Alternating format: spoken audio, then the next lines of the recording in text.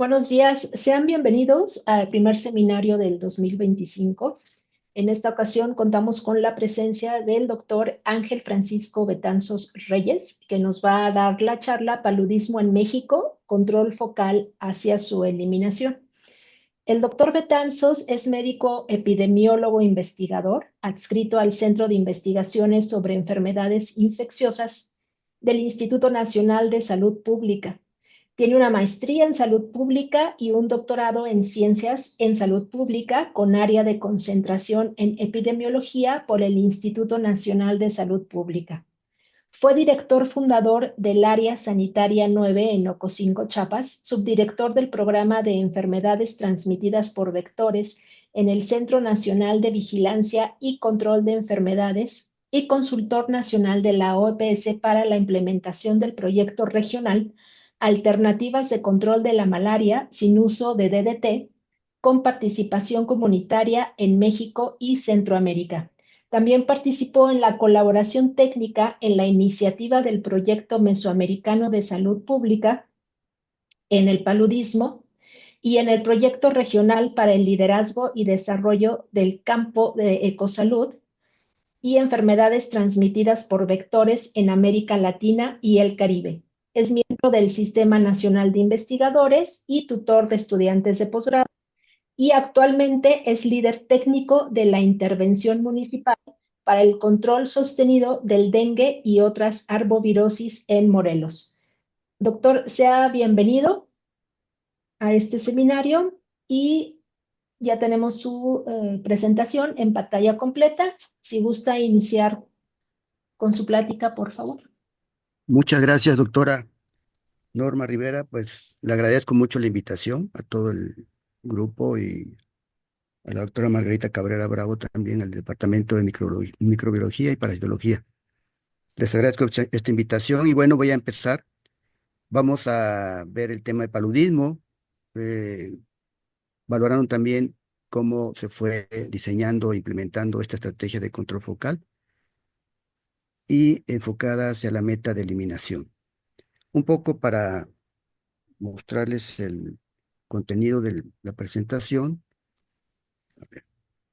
Un poquito les voy a platicar de la situación global del paludismo, cuáles son los determinantes principales que han tenido incidencia en la persistencia, en la transmisión, un poco el ciclo biológico del paludismo en relación a las recaídas, que es precisamente su relación que tiene con Plasmodium vivax, es el parásito relevante en México y en Latinoamérica.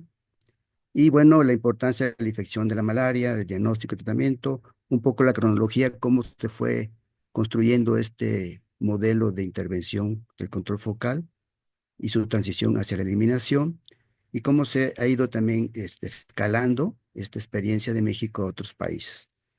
Y luego vamos a retomar un poco los lineamientos técnicos operativos que se han fundamentado en base a una guía que elaboró el SENAPRESE, la Secretaría de Salud, y la situación actual. Un poco también de la colaboración que tenemos con el Centro Nacional de Prevención y Control, programas de prevención y control de enfermedades de la Secretaría de Salud.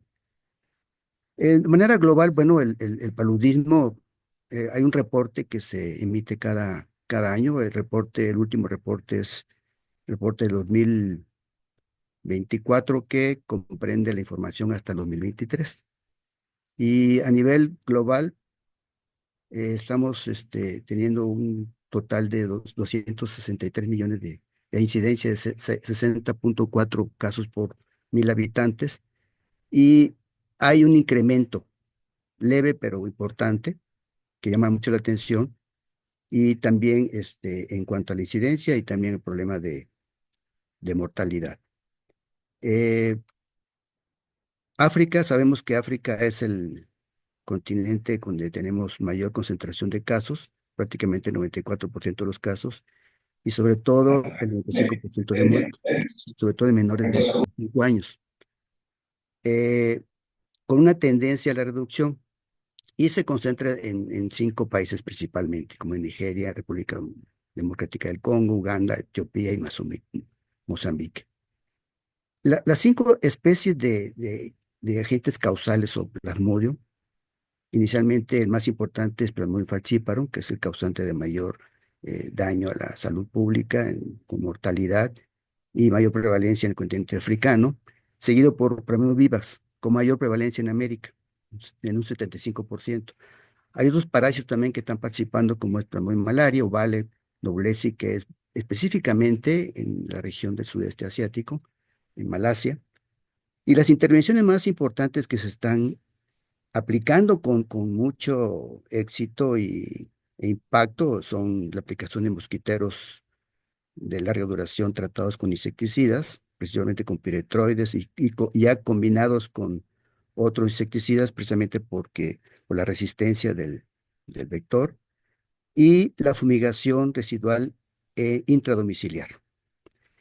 Pero también se tienen amenazas, como ya comenté, la resistencia del vector a los insecticidas, el cambio de comportamiento, esa plasticidad que tiene el vector para adaptarse a las amenazas que limitan pues su presencia y abundancia, y también problemas con la resistencia del parásito a los antipalúdicos.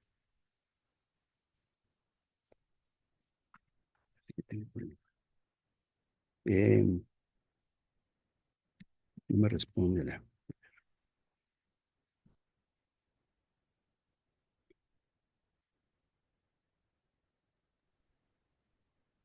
Quizá con ahí está, ya, Ya, ya ya, pasó. ya pasó, ok, se adelantó mucho. Bueno. Entonces, este es un gráfico de la tendencia de casos y también de funciones. A nivel global hay una tendencia a la reducción. A nivel de América también vemos una reducción progresiva y la concentración el número de casos en ciertos países como es Brasil, Venezuela y Colombia, ¿sí? Y prácticamente el 72% de los casos son ocasionados por vivas. Ujú. Hay una propuesta, hay un plan de eliminación que ha ido progresando, ¿sí? Los últimos países aquí en el continente que han certificado eliminación fue El Salvador en 2021, Belice en 2023 y bueno, Costa Rica, que no parece, pues también está también en un paso, pero ha tenido problemas con casos importados a través de movimientos migratorios, que le ha limitado mucho lograr esta certificación. Un poco para entender el problema de la transmisión del paludismo, así como otras enfermedades transmitidas por vectores, hay pues un conjunto, hay tres componentes importantes, que es el componente del vector, transmisor, el conjunto de características del agente causal, en este caso el plasmodium, y las características también del huésped. Estos tres elementos biológicos están también determinados por condiciones globales, ecológicas, sociales, que permiten y determinan la magnitud y la incidencia del problema de transmisión. Y en particular en paludismo, hay cuatro factores que han sido sustentados, que inciden pues en este mecanismo de transmisión de la ocurrencia de casos, la transmisión vectorial por picadura de mosquito y bueno, subsecuentemente la transmisión y ocurrencia de casos y transmisión que se va magnificando en medida de que estos factores, cuatro factores importantes determinantes, van incidiendo pues en esta dinámica de transmisión y su intensidad, que es el cambio climático, el desarrollo económico, crecimiento poblacional y migración. Y cada uno de estos factores vamos a ir viendo en el transcurso de la presentación del proceso de cómo se fue construyendo la alternativa de control, como es el control focal, y cómo también se va logrando esa transición hacia la eliminación. Sabemos que el cambio climático, no solamente por las condiciones de incremento de la temperatura, los eventos naturales emergentes como son los huracanes, inundaciones, pues propician pues la dispersión de criaderos y la abundancia del mosquito. Crecimiento poblacional también con condiciones eh, limitadas en cuanto a condiciones sanitarias, servicios, protección de la vivienda, condiciones también sociales de educación que también tienen que ver con esa facilidad para la transmisión. Y el desarrollo económico, un crecimiento económico que no va acompañado de un desarrollo social. Un ejemplo, por ejemplo, la explotación de minas, donde también las condiciones laborales y condiciones de vida de los trabajadores pues son muy limitadas y propicia pues la transmisión. Y un factor que estamos viviendo actualmente con mayor intensidad, pues la migración. Vamos a ir viendo cómo estos factores también se van entendiendo conforme vamos viendo el proceso del entendimiento de la transmisión y cómo a partir de este entendimiento de la transmisión se van también diseñando estrategias para su prevención y control. Un poco volviendo a la parte biológica, hay un fenómeno muy importante en la transmisión del paludismo por Plasmodium vivax, que es la ocurrencia de recaídas. Cuando un mosquito infectado pica a una persona sana, lo inocula los parásitos, los esporozoitos, y estos se anidan, en primer lugar, en las células hepáticas. Y estas formas, estos parásitos que invaden las células hepáticas, forman parásitos que se llaman hipnozoitos, son, digamos, formas latentes que toman dos rutas. Una que puede, de alguna manera, reproducirse, multiplicarse y liberarse y iniciar el ciclo esquizogónico natural en el huésped humano. Y otra forma queda latente en el hígado. Y esas son las formas, se llaman hipnozoitos, que son las formas latentes, que se vuelven a reactivar, a multiplicarse en un lapso de 3 a 6 meses. Se llaman las recaídas habituales que ocurren en Plasmodium vivax, que también ocurre en Plasmodium ovale, pero esto es muy importante porque es un comportamiento biológico que limita mucho el control y la prevención de la transmisión en áreas endémicas por este parásito. Una herramienta relevante en la vigilancia y también en el control es la disponibilidad de la detección a través de la gota gruesa y el frotis. Tenemos la herramienta para poder tomar una muestra, incluso en campo, enviar la muestra al laboratorio y teñirla con YEMSA y poder observar los parásitos que están dentro de los glóbulos rojos a través de esta técnica. Una capacidad operativa factible y su procedimiento muy sencillo, de tomar una gota gruesa y un frotis, ¿sí? Y que cualquier persona con un poquito de práctica puede realizarla llenando un formato y enviar al laboratorio y poder identificar los parásitos. Ahora, esta herramienta se complementa también con el tratamiento.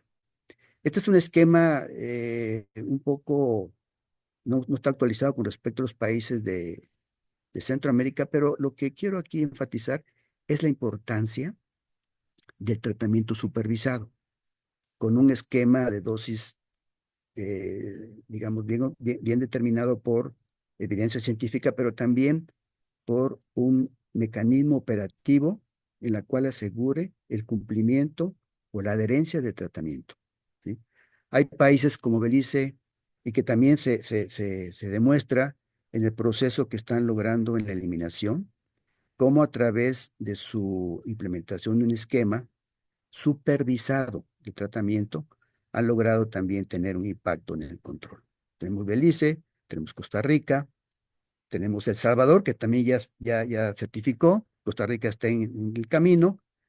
Guatemala no tiene esa posibilidad, esa facultad operativa para supervisar y tenemos ya problemas en Guatemala con incidencia, pero también con resistencia del parásito a los tratamientos habituales que tenemos, como es la cloroquina y la primaquina. Honduras también no tiene este mecanismo de supervisión, México sí. México sí, y además ahora pues ha eh, integrado también esquemas de tratamiento para el manejo de casos por Plasmodium falciparum, con Cuartem, que es una combinación de artemether y lumefantrina, que son derivados de la artemisina, y eso le ha permitido pues también tener disponibilidad para un tratamiento adecuado para estos casos. Entonces, este esquema, y bueno, Nicaragua también, que no tiene, también tiene muchos, tiene problemas de incremento de casos, ¿sí? Y Panamá, por la cercanía con Colombia y movimientos migratorios, pues ya tiene también problemas de resistencia del parásito a los tratamientos tradicionales que todavía tienen su efecto en el manejo de los tratamientos de los casos de vivas y falciparum. En cuanto al vector, en México tenemos dos vectores importantes, dos especies. Primero, el Anopheles albimanus, que la mayor parte de su distribución es en la zona del Golfo, ¿sí? Y Anopheles sedupuntipenis, que también tiene una distribución muy amplia, pero con mayor presencia y impacto en la transmisión en los litorales del Pacífico. Tenemos otro vector también secundario que es Anopheles vestigipenis, también tiene una distribución más específica en zonas selváticas y no se presenta aquí, pero sí también ya está teniendo mucha presencia también Darling. Un tanto explicando que cada uno de estos especies, estos vectores, tienen características de hábitats muy particulares, como Anopheles albimanus, que es en zonas colindancias, en zonas cercanas a los litorales, y Pseudopontipenis es de zonas de montaña. Estos dos vectores importantes, uno que es más abundante en época de lluvia, como es Anopheles albimanus, y Anopheles pseudopontipenis más abundante en época de secas. Y ahorita vamos a ver esta situación importante que nos permite entender el papel y su participación en la transmisión para poder identificar cuáles serían las alternativas adecuadas para su control. En este aspecto, se considera la capacidad y la competencia vectorial. Hay, digamos, lineamientos técnicos del área de entomología para poder determinar el comportamiento biológico de estos vectores. En cuanto a su preferencia, ¿qué prefieren más? ¿Sangre de personas, de humanos o sangre animal? Si son antropofílicos o zoofílicos, si tienen un comportamiento de anidarse dentro de la casa o afuera de la casa, si son endofílicos o exofílicos, la edad del mosquito. Es una manera también para determinar el potencial de la capacidad vectorial a través de identificar la proporción de mosquitos hembras multíparos o nulíparas. Es decir, si tienen se puede medir a través de disecciones, viendo las ovariolas para ver también las cicatrices o la evidencia de cuántas oviposiciones ha tenido en los mosquitos, las hembras que se estén investigando, y poder determinar la edad, la proporción de edad que tienen los mosquitos. Y eso también es un indicador importante para ver el potencial de la capacidad vectorial. Y también para medir impacto de las acciones de control, por ejemplo, fumigando un área y haciendo mediciones previas a la fumigación de rociado intradomiciliar, se puede considerar que al principio el porcentaje de multíparas, de mosquitas hembras con varias oviposiciones, ¿sí? Que tienen ya la cicatriz, se puede determinar de manera por microscopio, con disecciones, medir la edad de los mosquitos y el impacto se puede asegurar o se puede verificar posterior a la intervención, posterior a la fumigación, viendo que la proporción de multíparas baja y se incrementa la proporción de nulíparas, es decir, mosquitas hembras que no tienen muchos periodos de oviposición. Y también valorando el horario de alimentación. Es importante valorar en qué momento prefiere el mosquito picar, en qué horario, porque de esa manera también se puede determinar el efecto que puede tener las medidas de control o de prevención, como es la utilización, la instalación de mosquiteros impregnados con insecticida de larga duración, si el mosquitero se usa en el momento en que el mosquito entra o se usa después del que el mosquito entra y pica. Entonces, el horario de pico era también muy importante para terminar y prever pues el efecto que va a tener la medida de control. Entonces, todos son factores importantes. Y cada uno de estos mosquitos, anilmanos, Botipenis, Vestipenis y Darlingi, tienen diferentes características del comportamiento biológico en cuanto a estos indicadores de antropofílico, endofílico, en fin, y de preferencia para sus hábitos de alimentación y de reposo. El Anopheles botipenis es el principal vector en las áreas que actualmente tenemos con transmisión y bueno, las áreas de mayor transmisión en la historia del paludismo en México. Se identificó una relación importante de la presencia en su fase acuática, fase larvaria, pupa, con relación a cierta vegetación que son las algas filamentosas.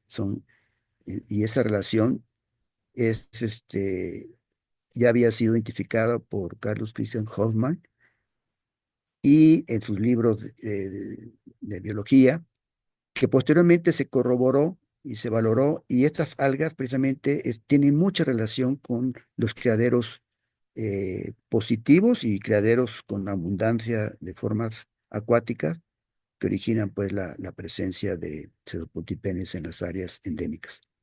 Este conocimiento fue parte pues de los elementos que fueron construyendo la estrategia de control focal.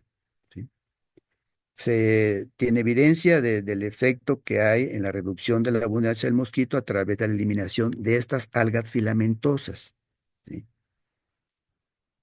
Un poco para ver cómo ha transcurrido la historia del control del paludismo en México, desde la época antes del 1955 al inicio de la campaña de erradicación que inició en el 55-56 y que inicialmente era aplicación de ingeniería sanitaria, después la campaña de erradicación con aplicación de insecticidas, un DDT, valorando el comportamiento principalmente del Anopheles albimanus, un mosquito que habitualmente tiene un comportamiento de reposo dentro de la vivienda, es endofílico.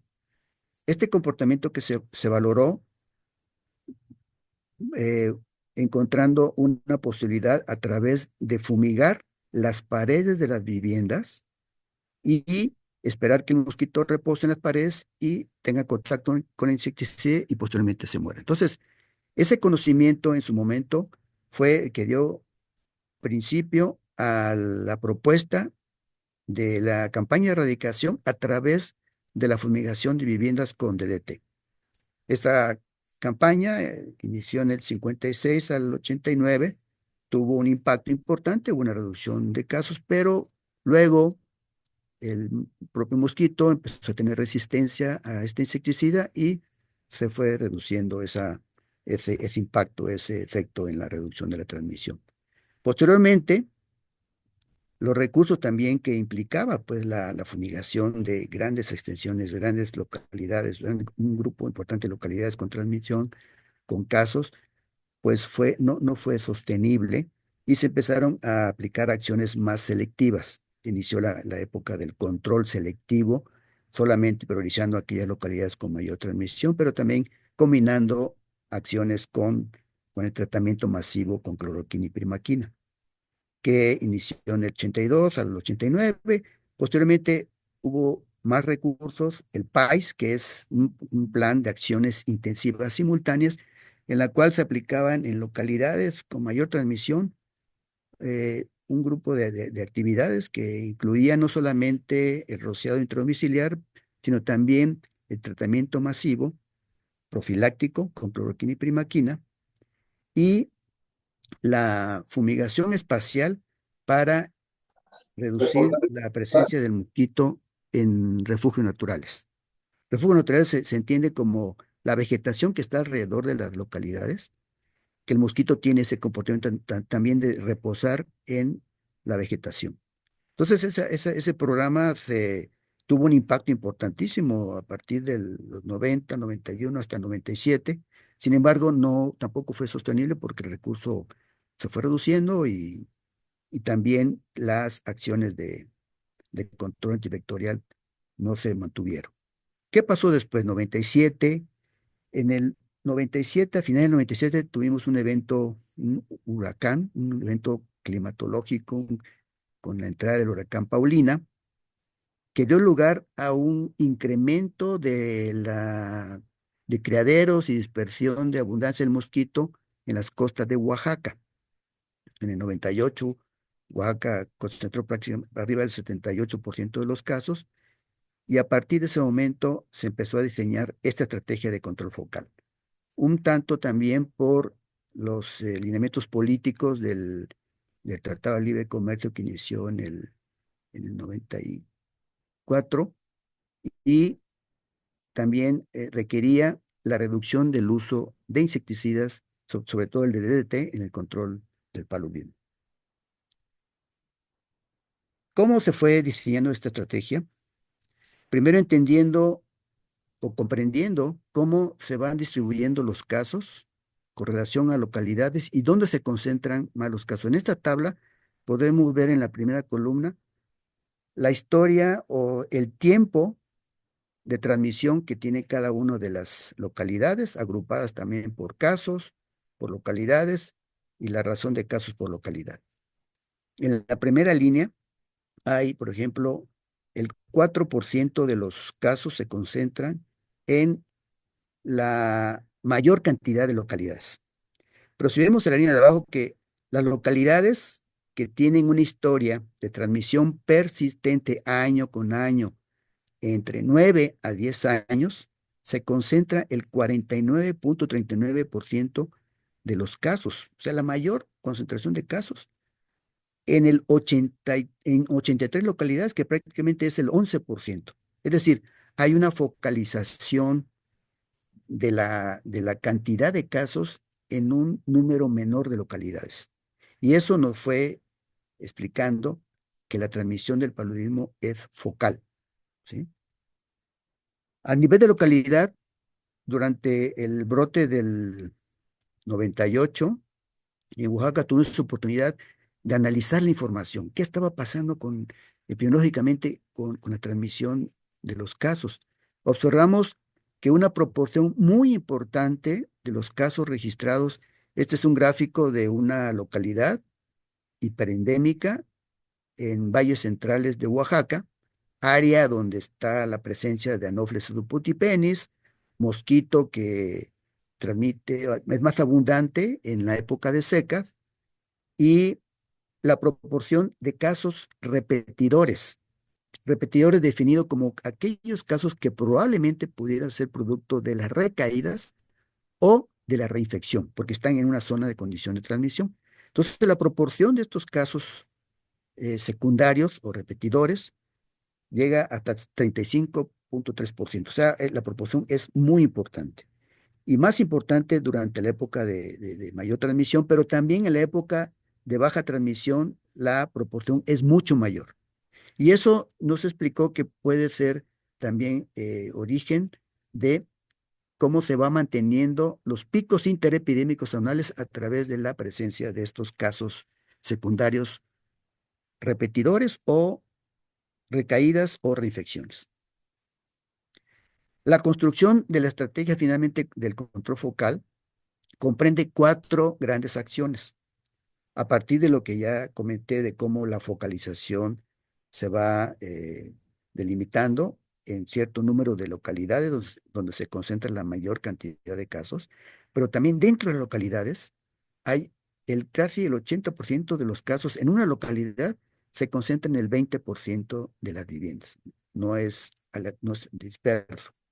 Entonces, se definieron estas 4 grandes acciones que definen el control focal, la estratificación de localidades, y eso permite también la priorización de localidades. Las localidades se clasifican en nivel alto, mediano y bajo, y la prioridad también para hacer las intervenciones de vigilancia, prevención y control se orientan basado en esta estratificación. El segundo elemento, segunda acción, es la detección de tratamiento inmediato con esquema de dosis repetida mensual. Este esquema se inició en el en 1999, después del brote de Oaxaca, prácticamente con mayor cobertura a nivel nacional en el 2000, con un esquema de tratamiento de dosis única repetida, que va orientada a reducir la resurgencia de las formas hepáticas de los sinusoídos, de las recaídas, con un tratamiento, digamos, que en intervalos de 3 meses continuos, cada 3 meses durante 3 años. Por eso se llama un esquema de 3 por 3 por 3. Y básicamente fue diseñado también y dirigido pues por el doctor Jorge Méndez. En su momento estaba en la dirección del programa. Y además, el tercer elemento, basado en lo que les comenté previamente, de esa relación que hay del Anopheles subundipenes sobre sus criaderos relacionados con las algas filamentosas, la eliminación y modificación de hábitats y criaderos de anofelinos. Y este es precisamente el saneamiento de criaderos a través de la eliminación de estas algas. Pero además, con el cuarto elemento, que es la participación organizada de la comunidad, se fundamentó en el conocimiento que había tradicional en Oaxaca del tequio, de acciones comunitarias, para integrar a la comunidad en estas acciones de saneamiento de criaderos a través de la eliminación de algas filamentosas para reducir la presencia de criaderos y la abundancia del mosquito.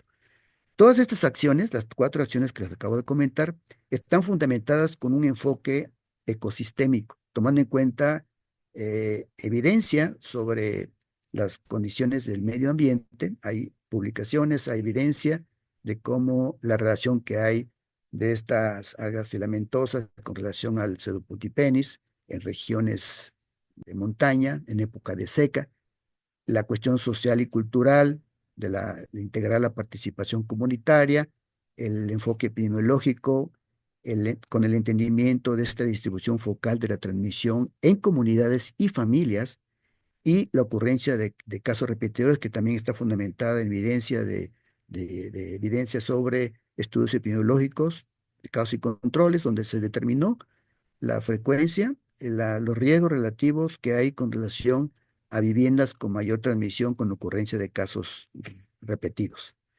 Y la situación del parásito, fenómeno de las recaídas a través de los sinusoídos, y se comprobó también que el esquema de dosis única repetida tuvo un efecto en la reducción de casos secundarios o repetidos. Y bueno, también el conocimiento del vector, su bionomía, y cómo también las estrategias de control de criaderos tuvo un impacto. Entonces, esas 4 acciones que fundamentan el control focal fueron también sustentadas por evidencia científica en un abordaje ecosistémico que permitió construir esta estrategia. Esta estrategia se pudo escalar a Centroamérica con un proyecto del PENUMA-GEF, desde México a Centroamérica. Se fue adecuando a las condiciones del vector, del parásito y cuestiones sociales de cada país. Y se implementaron áreas demostrativas con apoyo de la OPS, del programa GEF y de la Secretaría de Salud de México, en colaboración con el Instituto Nacional de Salud Pública. Y cada país, cada región demostrativa implementaron acciones integrales basadas en el enfoque ecosistémico y adecuando el diseño de la estrategia del control focal. En algunos países, en algunas localidades de la región de Centroamérica, iniciaron acciones en la modificación de la vivienda a través de pintar las paredes con cal, previendo un efecto para limitar el comportamiento de reposo del mosquito. En otras localidades también utilizaron el control biológico a través de peces, sobre todo en cuerpos de agua, ¿sí? Para poder limitar también la presencia, sobre todo, Anopheles saluimanos, y también en lugares donde hay Anopheles subputypenes, también la remoción de algas filamentosas. También se hicieron acciones de modificación de áreas con, eh, digamos, criaderos producto de las lluvias o inundaciones, a través de construcción de canales, utilización también de árboles repelentes como el árbol de Nim, sobre todo en Honduras, y el corte de vegetación alrededor de la vivienda, tomando en consideración que hay una relación muy importante entre la vegetación que está alrededor de la vivienda y la presencia del mosquito, presencia de abundancia del mosquito. También se fortaleció con intervenciones específicas, con el uso de mosquiteros, la estrategia de vigilancia, detección, capacitación, equipos para tener capacidad para el diagnóstico y también estrategias de comunicación, de promoción a través de juegos que aquí colaboró mucho la UPS. Hay ejemplos de esta intervención que hizo en Centroamérica, sobre todo en Panamá, en la cual hubo una muy importante organización y la participación comunitaria en pueblos indígenas, principalmente en Panamá, en la fotografía del centro, en la parte superior, la doctora Norma es una doctora de Panamá, conjuntamente con el coordinador del programa a nivel nacional en Panamá, pudieron lograr un desarrollo de la participación comunitaria y sobre todo sostenimiento por varios años, aun cuando el programa terminó en el 2008-2009, el programa continuó, ¿sí? En las comunidades a través de la participación comunitaria organizada y sobre todo hubo una integración no solamente de las comunidades, sino el programa nacional como apoyo externo estuvo dándole seguimiento a esta participación con sus unidades de atención médica primaria, el programa de control y sobre todo una política social de desarrollo. Ujú. Fue muy relevante, tuvo un gran impacto y sobre todo se vincularon no solamente organismos sociales organizados, sino también la propia comunidad con sus líderes estuvieron trabajando. Un intercambio importante con la Organización Panamericana de la Salud, ¿sí? Acciones sociales como ferias que se mantuvieron hasta el 2010, ¿sí? Integrando también la participación escolar. El impacto fue muy evidente, ¿sí? Hubo una reducción importante de las localidades con transmisión y también en incidencia en todos los países de Centroamérica que participaron en este proyecto demostrativo, ¿sí? En el control sostenido del dengue. Hay una serie de materiales que se generaron. Hay un manual ese lo recomiendo mucho porque ahí resume todo el soporte técnico de el entendimiento de la transmisión y también las alternativas para su prevención y control sostenido. Posteriormente, en 2011, hubo una iniciativa de parte del instituto con Naciones Unidas y el gobierno de México para hacer una colaboración de una estrategia regional para la vigilancia, prevención y control sostenido del dengue hacia su eliminación, México, Centroamérica. Sí, partiendo también de este diseño estratégico del control focal, considerando 5 acciones importantes. La primera es la estratificación de localidades, ¿sí? Diagnóstico y tratamiento oportuno, el tratamiento efectivo, reducción de la abundancia del vector a través de estrategias de control físico con participación comunitaria y la participación comunitaria como un eje central también en toda la propuesta. Un plan de control hacia su eliminación que consideró un lapso de 7, 8 años desde su implementación con acciones específicas, planteando el mismo proceso que llevamos en México, ¿sí? Una estrategia, un plan, mejoramiento de eficacia del programa de control, es decir, toda una planificación de cómo fortalecer las capacidades de cada país con un eje conjunto de colaboración y logrando una etapa también de intensificación para ir reduciendo la magnitud del problema y lograr un replanteamiento para su eliminación posterior, ¿no? Hay conceptos importantes que tenemos que considerar para avanzar hacia la eliminación del paludismo en cualquier área endémica. Uno es primero considerar que la diferencia entre erradicación y eliminación, tomando en cuenta el programa que había planteado la erradicación del paludismo a nivel mundial, considerando es un poquito reduccionista interpretación de que a través de la fumigación se iba a poder controlar el vector y a su vez controlar la transmisión.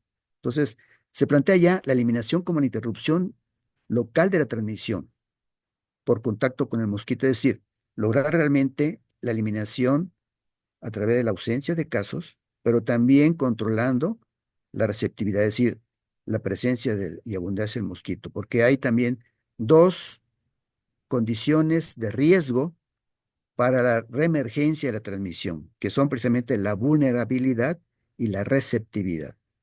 La vulnerabilidad que tiene que ver con la presencia de casos importados, o sea, la probabilidad de riesgo de reintroducción del paludismo, da pues la proximidad de zonas endémicas con incremento de la transmisión o movimientos también de personas portadoras del parásito. La otra es la receptividad que tiene que ver con la presencia y abundancia del vector, que permite esa receptividad para poder también en la entrada de un portador del parásito reactivar la transmisión. Entonces, para pensar en eliminación, y entendiendo que no es erradicación, considerar dos condiciones de riesgo para poder lograr el sostenimiento de la eliminación. Es limitar la receptividad y limitar la vulnerabilidad. Y esos principios dan fundamento a lo que ya ahora estamos trabajando con la eliminación. Esta es la situación un poco para volver un poco a cómo se está comportando la situación epidemiológica de la transmisión en México. Tenemos, ya había comentado, el evento que dio origen el diseño del control focal en 1998 con el brote de Oaxaca, que concentró prácticamente el 79% de los casos a nivel nacional, y a partir del control focal, cómo se ha ido reduciendo la transmisión. Sin embargo, en el último año, en 2024, veníamos teniendo una reducción progresiva. En 2024 hubo un resurgimiento en el incremento de casi 120%. En 2023 tuvimos 117 casos, en 2024 260 casos, de casos autóctonos, casos con transmisión local, en localidades endémicas. Ujú. La mayoría de los casos pues, se concentran en estos estados, la mayor parte es en Chiapas sobre todo, ¿sí? Y vean ustedes cómo Oaxaca, que había tenido una, un brote importante en el 98, logró tener una etapa de eliminación que inició en el 2014 al 2021, ¿sí? 2022 ya presentó 17 casos, 2023 3 casos. Entonces, logró durante 7, 8 años la eliminación en áreas endémicas y que tienen una historia de transmisión intensa en el pasado. Ujú. Ahora tenemos incluso ya nuevas modalidades de transmisión o de ocurrencia de casos importados a través de migrantes, Guinea, Venezuela y Colombia, que vamos a ver en un momento. Hay una guía técnica normativa que plantea los principios para la implementación de esta nueva etapa de eliminación. Está fundamentado por un marco de eliminación de la malaria, este, fundamentado por la Organización Mundial de la Salud.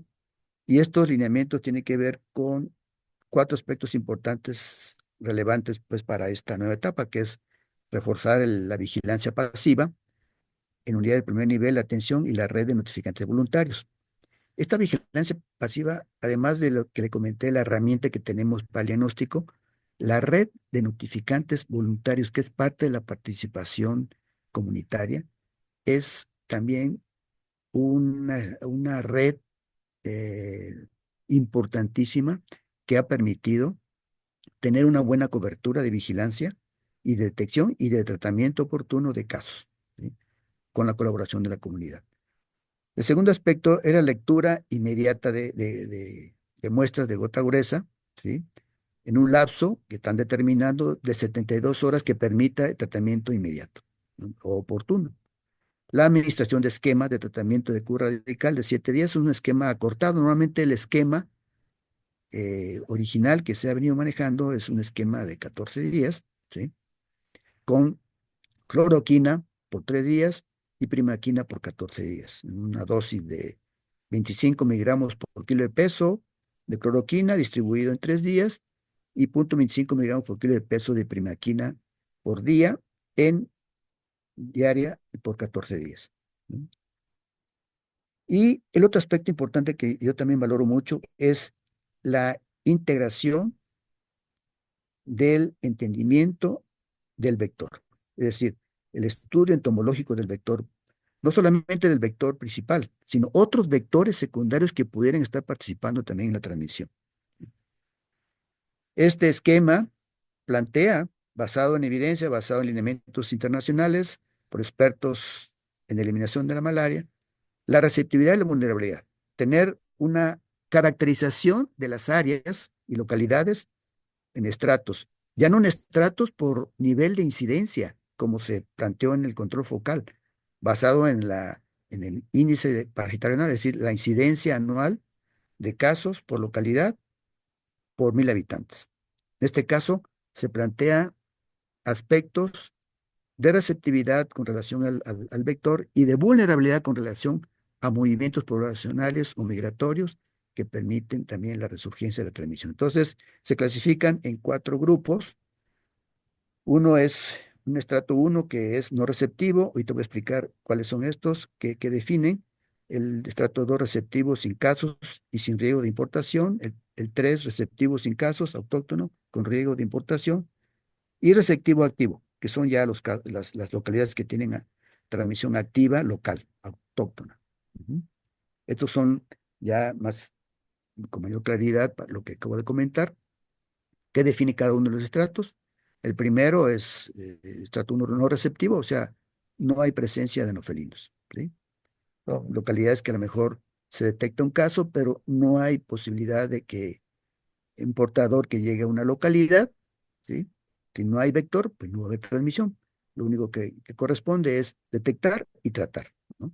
En el estrato 2, pues es receptivo, no vulnerable, es decir, tiene la presencia del vector, pero no hay condiciones de vulnerabilidad, así condiciones para el movimiento de portadores o de casos importados. El estrato 3 es receptivo con riesgo de importación. En este caso hay la presencia del vector, ¿sí? Y también hay oportunidades o riesgos para la presencia de casos importados.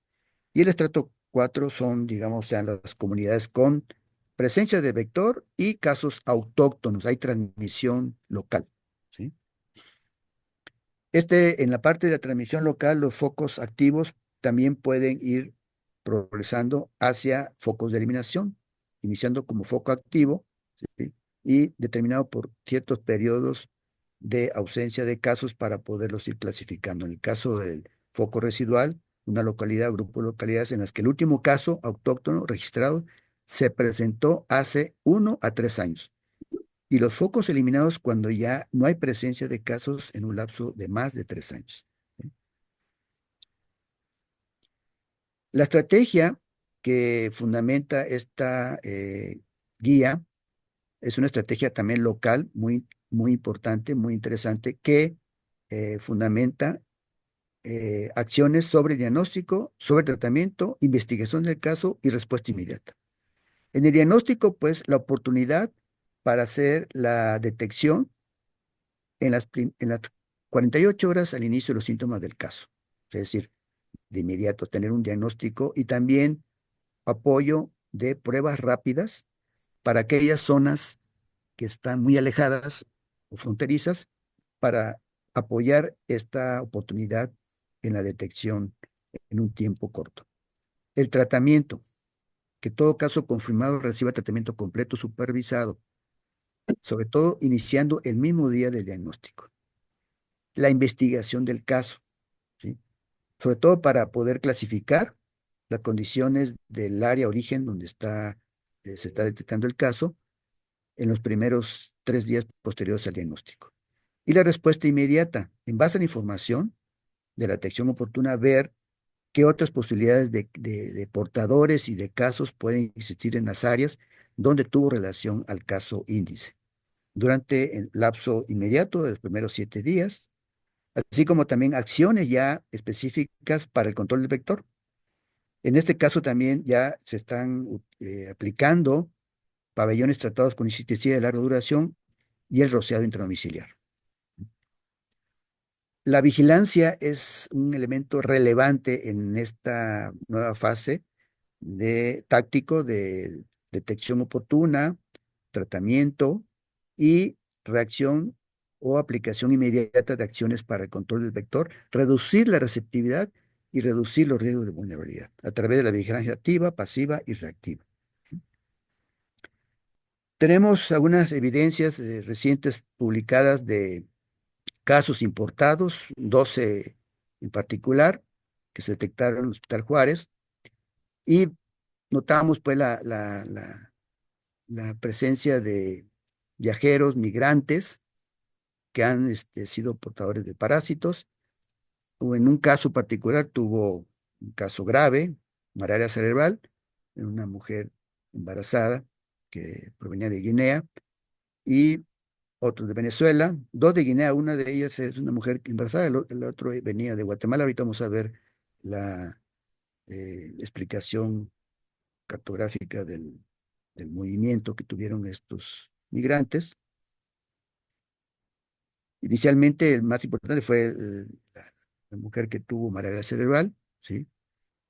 Hubo otro también de Guinea que tenía una sintomatología más benigna, también con falcíparo, y los demás fueron Propamidon vivax, ¿sí? Que provenían de Venezuela, Colombia y Perú.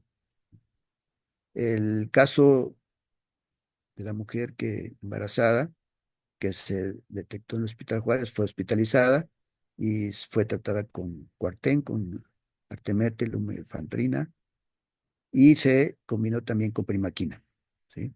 Sobre todo para reducir pues, las posibilidades de gametos infectantes y reducir las posibilidades pues, de la dispersión de la transmisión. Ujú. Estas son las rutas que se pudieron explicar o analizar del estudio epidemiológico. Eh, la mujer de Guinea llegó a México, el otro, el varón que venía de Guinea también, que aterrizó en Guatemala y de Guatemala se movió por vía terrestre hacia México, y donde fue detectado, y los demás que venían de Venezuela, y Colombia y Perú, pues fue una ruta vía terrestre desde su país respectivo, pasando por todo Centroamérica hasta México. Ujú. Un poco para terminar, ya tengo pocos minutos, voy a terminar, lo voy a pasar un poco rápido. Lo que el programa nos compartió el doctor Fabián Correa y Gerardo Reyes, que están liderando el planteamiento, el plan de eliminación del paludismo en México, un poco para que conozcan cómo vamos, qué está pasando con esta situación. Hay una serie de actividades que han realizado desde la estratificación de localidades con el modelo que ya les comenté, de áreas de acuerdo a su receptividad, de acuerdo a su vulnerabilidad. Era un curso de capacitación que empezaron en el 2019. Se han firmado acuerdos para lograr esta meta de eliminación para el 2025, ¿sí? Hay acciones implementadas para el reforzamiento de la vigilancia con capacitación de personal médico, enfermería y promotores de salud en el primer y segundo nivel. Se ha retomado también, fortalecido la red de notificantes voluntarios. Eso es esencial, porque es una red basado en la participación de la comunidad, del entendimiento del problema. Son personas voluntarias, madre de familia, padre de familia, líderes, cualquier persona en la comunidad. E incluso yo soy testigo de ver cómo han heredado en la familia ese papel de notificante voluntario. Un personaje que le da acceso al diagnóstico, a la toma de muestra, de manera abierta, cualquier momento, no hay horario, cualquier hora que llegue la persona con sospecha de paludismo, con fiebre, llega a su domicilio y le toma su muestra y le da una dosis inicial para que inicie el tratamiento para también mientras llega el diagnóstico, que pues es en corto tiempo, no como antes que pasaban muchos días, esta vez va a ser más corto el tiempo. Y esto también es una gran estrategia de implementar también la escalamiento de nuevos puestos de notificación, no solamente a nivel comunitario, sino a nivel de áreas o sitios críticos de movimientos migratorios. Las acciones de participación comunitaria también se han fortalecido con reuniones, tomando en cuenta la experiencia que hubo en Panamá y bueno, en México también tenemos mucha evidencia de esta participación comunitaria, ¿sí? Y también fortalecimiento de la red de notificación con reporte de muestras de tomadas y logística para su traslado. Es decir, hay localidades que son muy alejadas y se tiene que buscar mecanismos para facilitar. Hay personajes de la misma comunidad que tienen motocicletas, por ejemplo, y pueden también eh, tener una red de comunicación para que puedan facilitar el envío de estas muestras, ¿no? También hay acciones con participación de la sociedad civil, ¿sí? Coordinación con autoridades municipales, coordinación con responsables de casas de inmigrantes, albergues. Es decir, ya este nuevo modelo implica pues la colaboración intersectorial para poder tener una buena implementación del acceso al diagnóstico y tratamiento a través de todas las rutas críticas para reducir la vulnerabilidad, ¿sí? Acciones de promoción también se han trabajado bastante para promover pues el entendimiento y la participación de la comunidad, sobre todo en la detección, el acceso pues o la demanda pues de la detección y tratamiento oportuno, ¿sí? Se han hecho fortalecimiento de la de incapacidades, de adiestramiento, ¿sí? Y bueno, ya para terminar, el comportamiento de polinismo del caso autóctono, de acuerdo al registro que ya también les comenté, va a una reducción, ¿sí? Hasta el 2023, ¿sí? Una reducción del 92,7% en casos autóctonos. Esta es la situación de casos autóctonos, es decir, casos con transmisión local, ¿sí? Y también una reducción en localidades con transmisión. Pero ¿qué pasa en el 94? En el 94 hubo un incremento, ¿sí? En el 2024, ¿sí? De prácticamente 4,9 veces, casi 5 veces más de lo que se había presentado en el 2023, tanto en número de casos como también en número de localidades, ¿sí? Y donde se concentra más es en el estado de Chiapas, prácticamente en el 92%, ¿no? Esta es la situación de la distribución geográfica de de localidades positivas en el 2019 con respecto al 2024 y vemos cómo sí se está focalizando prácticamente la mayor magnitud en Chiapas, ¿sí? En Chiapas, bueno, es la que concentra el mayor número de casos en el 2024, prácticamente el 92,9%, y las áreas son la región de Ocosingo, que tiene pues límites fronterizos y un gran movimiento de población local entre países, entre Guatemala y Chiapas, y sobre todo áreas con alta incidencia en Guatemala, ¿no? Esta es la situación de casos importados, ¿sí? Hay un incremento progresivo desde el 2021 al 2024 y exponencial de tener casos importados 298 en el 2023 a 615 en el 2024, ¿sí? Y esta es la distribución en qué estados se han detectado estos casos importados. Principalmente en Chiapas, Ciudad de México, Oaxaca, Estado de México, y de dónde proviene. Principalmente de Panamá, Colombia, Guatemala, Costa Rica, en fin. Pero vemos también que hay 204 que no tienen registro de origen. Y eso también es importante valorar, ¿no? Y bueno, estos casos importados, particularmente en áreas receptivas como es Tabasco, Oaxaca, Campeche, Chiapas, han tenido pues un valor importante de considerar porque son zonas receptivas y aunado que la vulnerabilidad de movimientos migratorios de casos importados pues requiere focalizar y fortalecer las acciones en estas áreas, ¿sí? ¿Cuáles son los retos que están planteando el programa y sobre todo la estrategia de eliminación? pues es recuperar la capacidad operativa, sobre todo en vigilancia pasiva, ¿sí? Mantener la capacitación del personal, ¿sí? Sobre todo para fortalecer la detección de casos probables y técnicas de la toma de muestra. Preservar la participación de notificantes voluntarios dentro de las comunidades y sostenimiento en la oportunidad de tratamiento en un margen no mayor a 48 horas, limitar la automedicación y venta libre de antipolúdicos, sobre todo en el estado de Chiapas. Esto está muy relacionado con lo que le comenté de los esquemas de tratamiento supervisados. Esa es una de las razones por la cual en México no tenemos resistencia del parásito a los antipalúdicos o al tratamiento que tenemos habitual de cloroquina y primaquina, porque es un tratamiento supervisado. Además, no hay oferta, no hay, digamos, distribución libre de antipalúdicos en México, como ocurre en Guatemala. Vas a Guatemala, encuentras Paludol, Aralén, en fin, varios medicamentos comerciales que están disponibles en las farmacias y lo compra la población como si fuera un paracetamol o un acetilsalicílico, lo utilizan eh, creyendo, pensando que es para quitar la fiebre y se están automedicando y eso ha ocasionado también resistencia. Y otro aspecto, mantener la capacidad de respuesta operativa en el control oportuno del vector, principalmente en estados sin transmisión. Eso es importante. Eh, Porque en caso de, por ejemplo, tenemos un estudio que hicimos en Candelaria, donde el vector secundario, Darlingi, es potencialmente el transmisor en esa área. Y Darlinge, con respecto al que originalmente tienen en esa área, que es Albimanus, Darlinge tiene una capacidad vectorial mucho mayor, se ha demostrado en evidencia científica en lo que está pasando en Sudamérica. Aumentar la disponibilidad de antipalúdicos que permitan la implementación de nuevas estrategias como el uso de las pruebas rápidas en zonas extremas, zonas alejadas. Y fortalecer el diagnóstico y tratamiento oportuno a la población en situación de movilidad, o sea, situaciones vulnerables. Estos son los aspectos que contempla.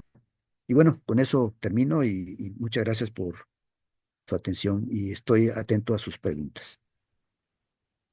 Muchas gracias, doctor, por esta actualización tan enriquecedora acerca del control de, pues la que sigue siendo la parasitosis más importante a nivel mundial. Pasamos con la sesión de preguntas. Pueden hacer las preguntas de manera oral, levantando la mano o en el chat. En el chat ya vi que hay algunas. Voy a empezar por leer estas. Si está de acuerdo, doctor. Y adelante, adelante, sí, claro. A ver. eh, Beatriz nos pregunta, buenos días, en la focalización del paludismo, ¿el ecosistema de estas regiones influye en el polimorfismo del parásito y su interacción con el vector? ¿Y qué otros vectores pueden estar participando en la transmisión? Sí, es muy buena pregunta. El control focal, aun cuando tiene cuatro acciones separadas, mutuamente están en sinergia y el enfoque que se planteó para el entendimiento y el diseño es un enfoque integral que abarca el ecosistema, abarca el ecosistema entendiendo pues los aspectos también sociales, locales, ambientales y biológicos, pero también abarca las capacidades del programa, las capacidades de los recursos, porque lo que se pretendió en el control focal primero, atender una condición política internacional en reducir el uso del DDT y pensar en unas nuevas estrategias. Y esa nueva estrategia se planteó basada en este principio de entendimiento integral del problema, un poco como un abordaje, digamos, ecosistémico, ¿no? Y en ese abordaje ecosistémico, pues integrar este pensamiento sistémico de entender integralmente el problema. Por eso, cuando planteé, bueno, el vector, ¿cuál es el vector principal? ¿Cuál es su comportamiento? ¿Cuáles son sus hábitats naturales, sí, específicos? Y aquí, con la herramienta entomológica, poder entender este papel, esa característica biológica del vector del parásito, las sinusoídos, plasmones vivax, el papel del huésped, las condiciones sociales, ¿sí? Culturales, fueron importantes. Incluso la parte de participación comunitaria en el diseño de la estrategia del control focal partió del entendimiento de un comportamiento tradicional genuino de la zona de San Pedro Puchutla, la zona de Oaxaca, el tequio. El tequio, que es una actividad social, cultural, tradicional de los pueblos originarios, de actividades para la comunidad cada 15 días. Y esa actividad, este tequio, la misma comunidad propuso que se hiciera tequio para el control del mosquito, el control del paludismo. La misma comunidad propuso. Entonces, se compartió el conocimiento con ellos y ellos mismos implementaron las actividades de control, compartición comunitaria, no solamente la notificación de los casos a través de la toma de gota gruesa, sino también con el saneamiento de criaderos, con la participación comunitaria. Gracias, doctor. Beatriz también le dice muchas gracias por su presentación. Excelente.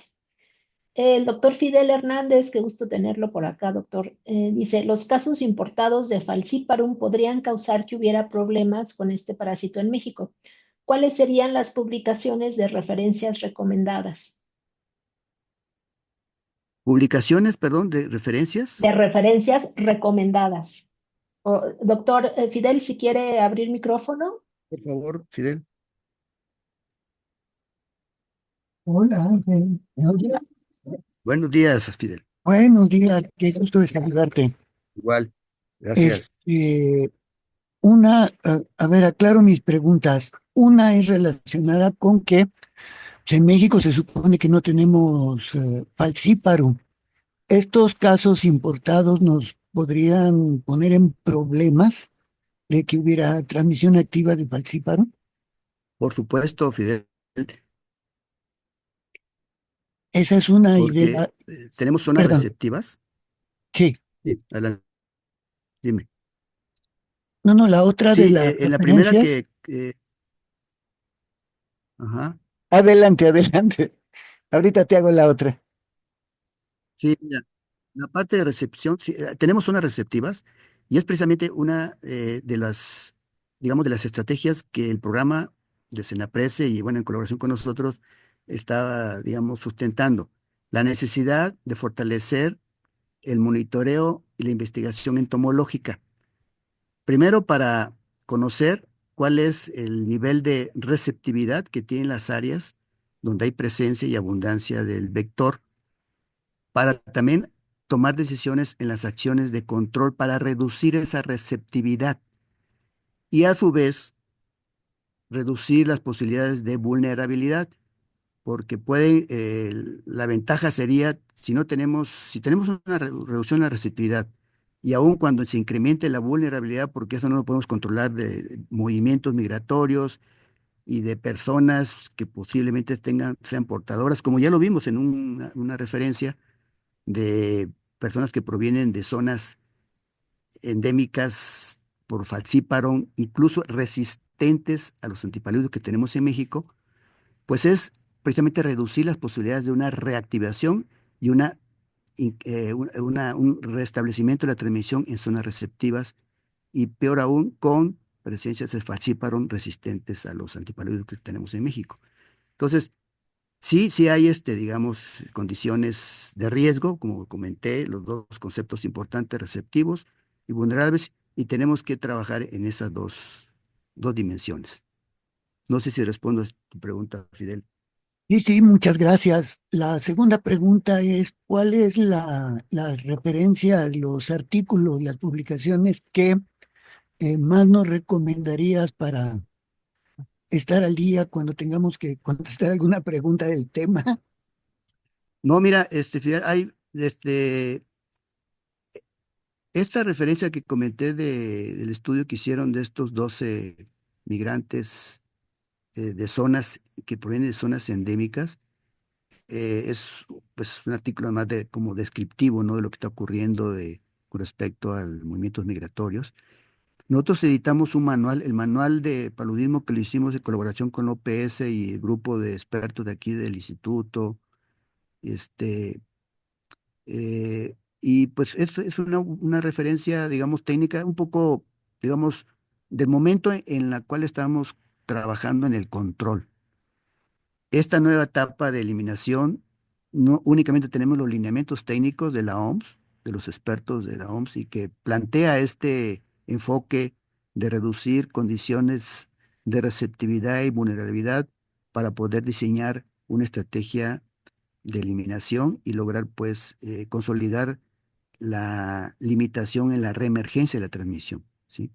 Entonces, pues no tengo ahorita la mano para artículos, pero sí, sí hay, sobre todo aquí en Sudamérica, en África, los estudios que están haciendo allá para precisamente para lograr el control, y algunos países también están tratando de lograr esta meta de eliminación. Hay evidencia todavía de que puede ser importante, pero yo creo que el manual de paludismo, que lo publicamos en la UP, aquí en el instituto, puede ser una buena referencia porque ahí se integra la experiencia integral no solamente de la epidemiología, de la entomología, un poco, a lo mejor, digamos, un bosquejo no muy amplio de lo que es el enfoque de la participación social, pero sí y sobre todo de la parte de los esquemas de tratamiento. O sea, es un poco integral, ese podría ser una referencia muy general, ¿sí? Ok, muchas gracias. Siempre muy interesante oír a los que están de primera mano en eso. Gracias, Gracias. a ti, Fidel, gracias por tus preguntas. Gracias, doctor Fidel. Y ¿Hay gracias por más? la oportunidad de asistir, doctora. No, al contrario, por su presencia, gracias. ¿Hay más felicitaciones, más agradecimientos? ¿Alguien más quiere hacer una pregunta a micrófono abierto?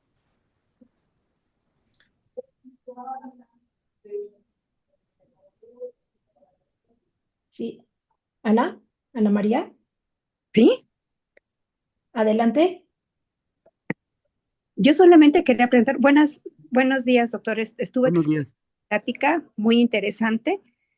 Hace tiempo se mencionaba que una estrategia para eliminar el paludismo era hacer el anófeles, ¿Sí? tratado genéticamente para evitar que tuviera glándulas salivales.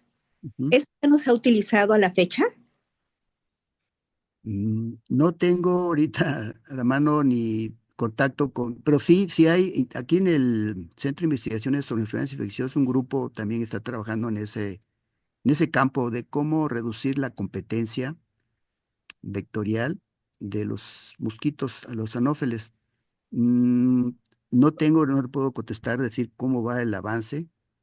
Hay un interés en esa línea para poder, precisamente a través de modificación del comportamiento biológico y su capacidad vectorial del mosquito, es una alternativa, pero sabemos también que hay capacidades inmunológicas particulares del mosquito que pueden desarrollar para poder hacer mosquitos inmunes al parásito para reducir esa posibilidad de competencia, ¿no?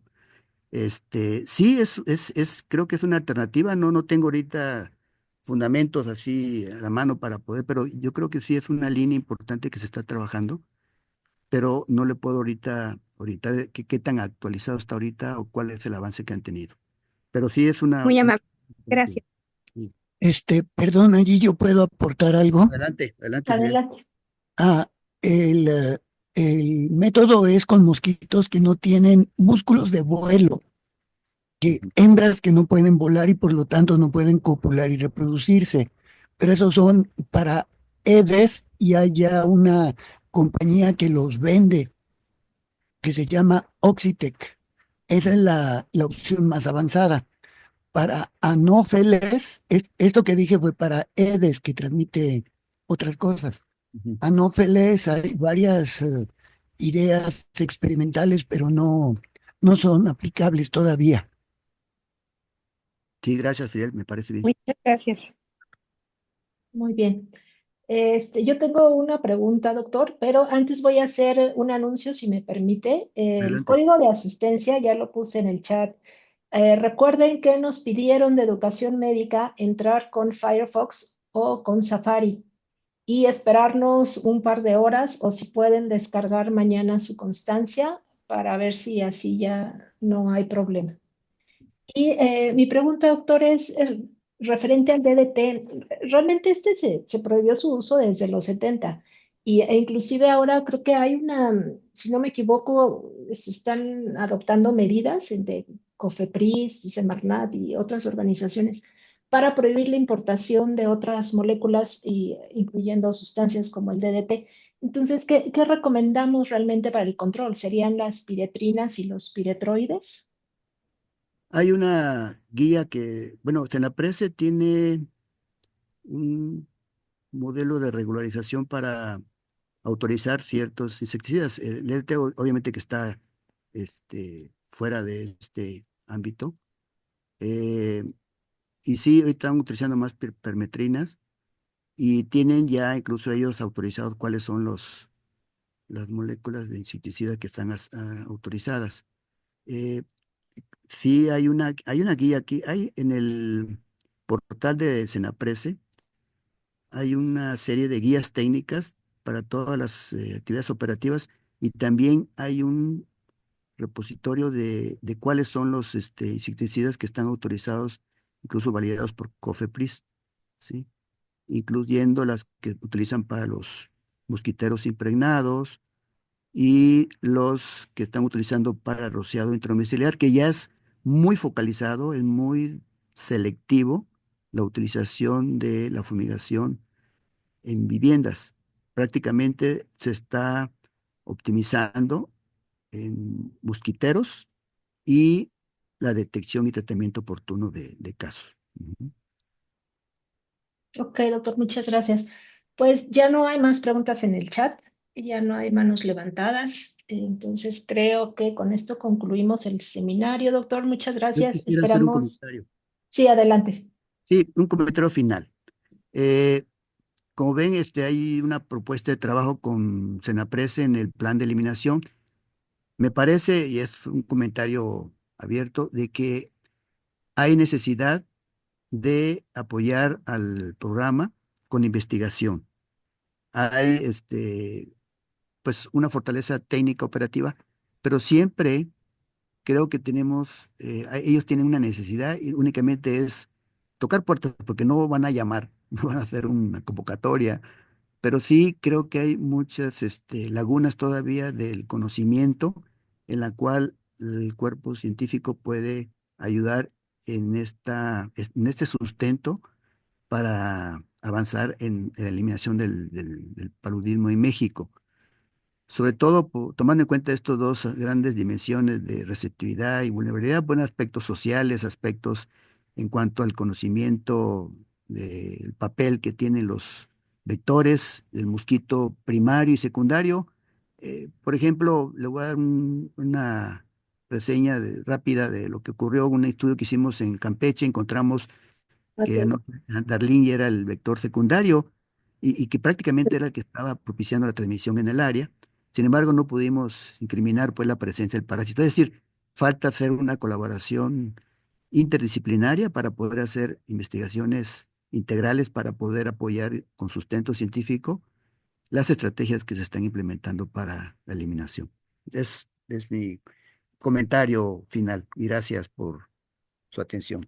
Excelente, doctor. Pues le reiteramos nuestra gratitud por compartir su tiempo y conocimiento con nosotros y esperamos poder contar con su colaboración en futuros eventos. Gracias a los presentes y que tengan un buen fin de semana. Muchas gracias a todos y a todas y estamos atentos. Buen Hasta fin, luego, gracias. luego, gracias.